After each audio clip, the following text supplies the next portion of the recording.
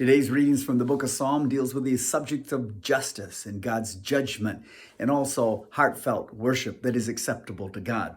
Today is day 130, reading from Psalms 50, 53, 60, and 75. Today we're reminded about the justice of God, that God is always on time, and God will judge with righteous judgment. The Bible says here, God will shine forth, and then the scriptures say our God will come and will not keep silent. And he also says a fire shall come be devoured before him. The psalmist speaks first of this judgment visiting his people, and it seems somewhat harsh and very direct.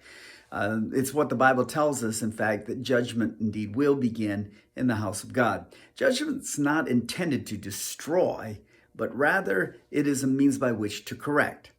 These are the remedial judgments of God, to awaken, to stir, to captivate us, to recognize our need to turn and to redirect our lives.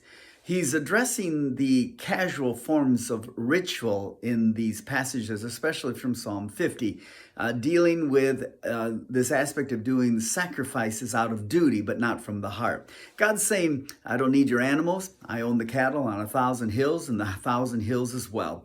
I know every bird of the mountain. I know every beast of the field. And God says this is interesting. He says, if I were hungry, I would not tell you. And then God strikes the very root. And he says this to his people, quote, offer to God thanksgiving. He says, pay your vows to God. And then he says, call upon me in the day of trouble.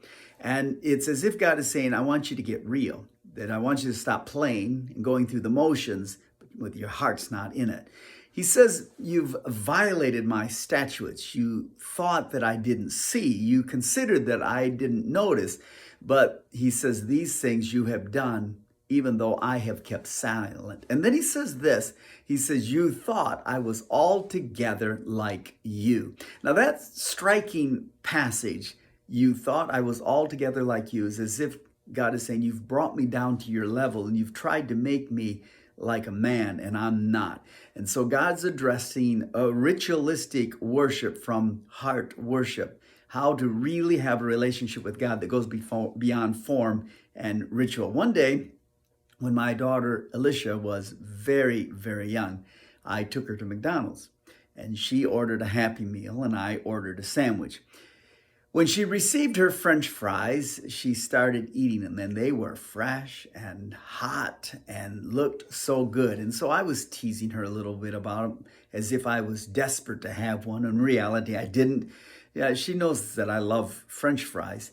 And I was playing with her about those lush, piping hot, steaming French fries as if I was drooling over them. And she, with her tender heart, took the largest French fry she had, pulled it out and waved it in front of me, and it was huge, and I remarked about it, and then she gave it to me. Now, I don't know if this means anything to you, but it did to me, because think about this. She gave me the best of what she had, and I thought to myself, I could have bought my own French fries. I could have bought 100 orders of French fries. I could have bought French fries for the next month if I wanted to. But her heart, she was generous and willing, and her desire was to bless her dad, even though her dad actually bought those French fries, and in reality, they were my French fries. But she gave the very best of what she had back to me because she wanted to please me and she wanted to bless me. And I don't know if you understand that that was a sacrifice on her part because she was taking what little she had to give to me. And yet she was doing it out of heart love because she loved her dad. I think this is the message that God is speaking to the Israelites, is the fact, yes, they were bringing their cattle and they were bringing, sacrifices and they were paying lip service to him, but their heart wasn't in it. And they were doing it because they felt like they had to do it. They were obligated to do it. And yet what God was looking for was heart, love, worship, to where they did it because of their love for God. And this is the message that we find here in the book of Psalms. Yes, there's a justice of God, And we need to realize one day all the wrongs will be made right, that God is not slack concerning his promises. There's also the fact that one day you and I are going to reap the rewards of our faithfulness to God. That day is coming. At the same time, and in the meantime, we must be careful not to bring God down to our level, nor to take him for granted or casually, but to take and realize everything that we have is God's. And all that we have, God has given to us. And that we are not owners, but we are managers of those things.